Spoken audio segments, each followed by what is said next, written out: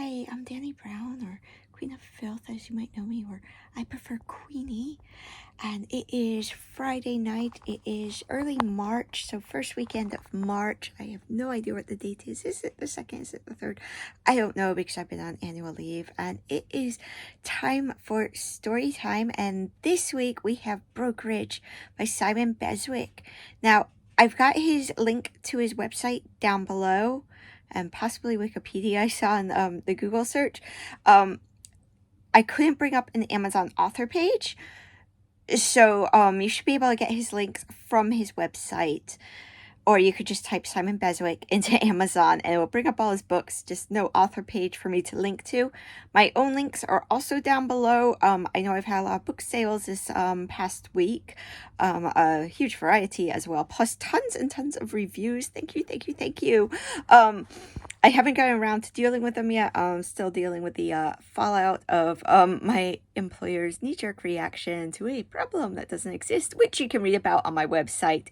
And it does involve AI, and if you are creative, I am putting up a bunch of pages. I have blog post pages on my website about AI and what it can and probably shouldn't be used for.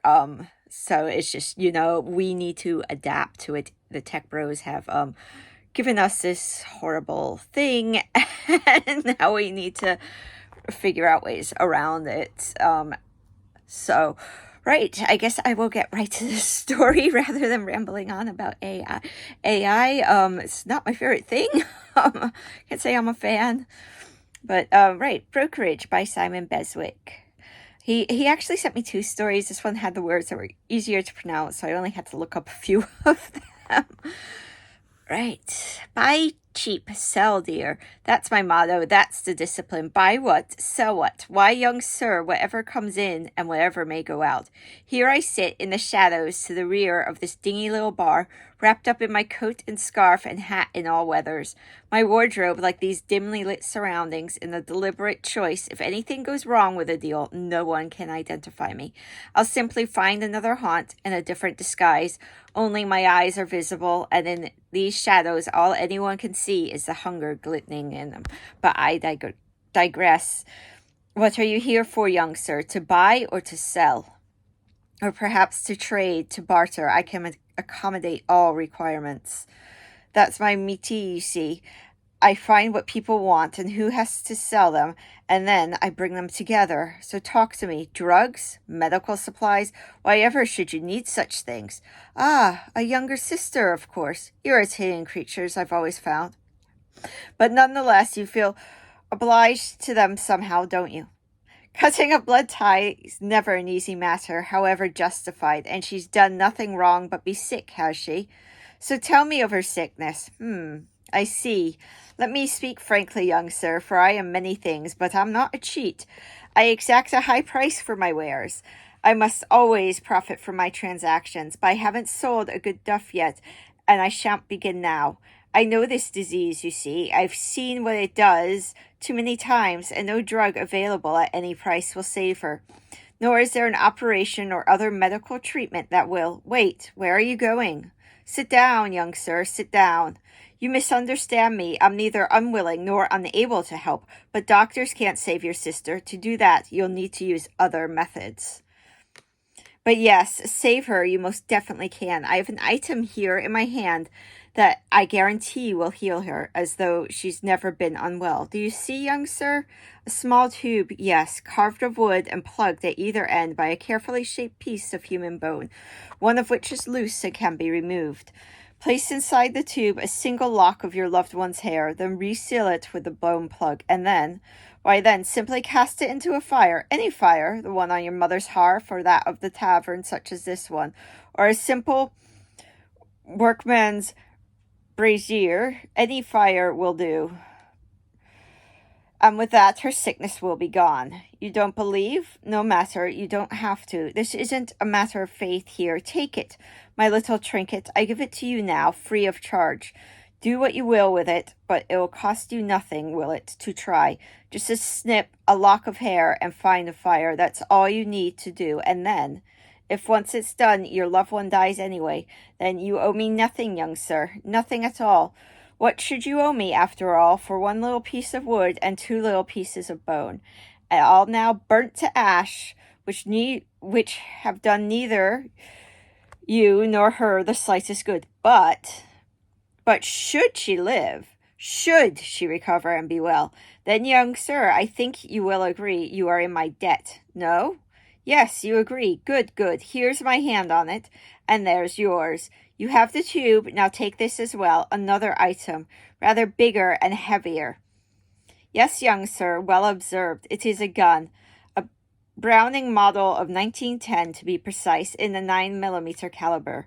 This, of course, should not be used on your sister. It will have no effect upon her illness other than to grant her a swift release from it, which isn't what either of us wants.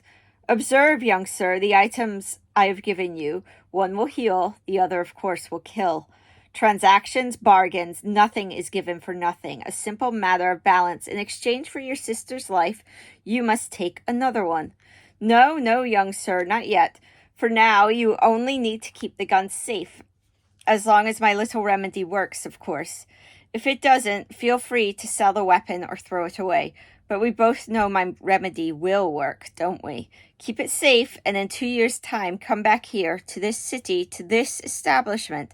You will find me here, and I will give you the name of the man you are to kill. You can go now, Mr. Princip, and I will see you then. I look forward to it. In the summer of 1914, here in Sarajevo, I can assure you, be the one to remember. The end. So that isn't Simon's first appearance on my YouTube page, actually. He's one of my first videos way back before the algorithm decided I needed to be put to where creeps could find me rather than horror fans. Because, so much stuff actually gets uploaded to YouTube every day. It's difficult for the algorithm to pick you up. And my videos are shot on my phone. At this point in time, I don't have a tripod. During that first video, I did use a tripod. It just doesn't work with this phone.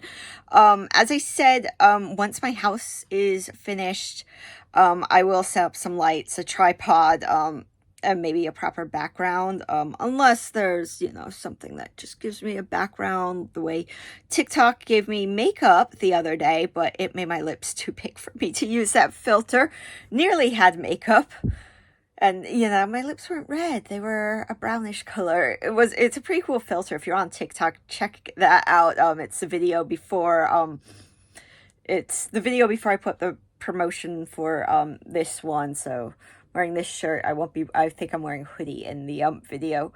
So thank you so much for listening, and we'll be back next week. As I said, once my house is sorted out, I will start scheduling these in advance rather than just messaging authors groups I'm in and asking for a story and hoping for the best.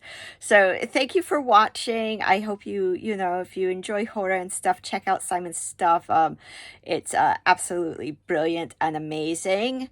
And obviously my own links are down there, so thank you so much for buying my books and reviewing them. I am on Goodreads. I have no idea how to use it, and German Dani Brown, who has a lot of conspiracy theory books, her or his or their, I'm not sure, books show up on my Goodreads. So, and they've been getting some, not necessarily reviews, they've been getting rankings that haven't been good, which affected my rankings. So please go rank my books.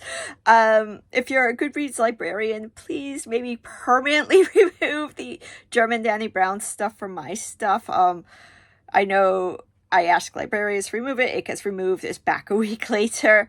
But again, oh, by the way, none of my books have been translated into German. And I don't typically, although you will find elements of conspiracy theories in my books, due to my name and the Dan Brown factor, I try to avoid writing whole books about them, or at least ones that look like Dan Brown might touch. Based on the covers of the German Dani Brown books, they've got like spaceships and stuff on them, and I think one of them is about Area 51 and stuff. Dan Brown has written about like a crashed spaceship. I a bit out of date with Dan Brown books, but I do try to keep on top of them just to make sure I'm not, like, no one will ever confuse us. It's the name, Daniel Brown, although my name's obviously Danielle, is just really popular amongst writers. Like, there are so many writers with some variant of this name. But anyways, thank you for listening to me rant and rumble and read this story, and I'll be back, hopefully next Friday. I do have to finish clearing my front room that day, because a wall's coming down in there because it is filled with rising damp, and I need to clear all that, and my house is going to be an absolute disaster area. I've obviously already started clearing the room, but it's there might just be too much stuff around to record and stuff. I might just be a bit too busy. So if I'm not back next week, I'll see you the week after. Bye.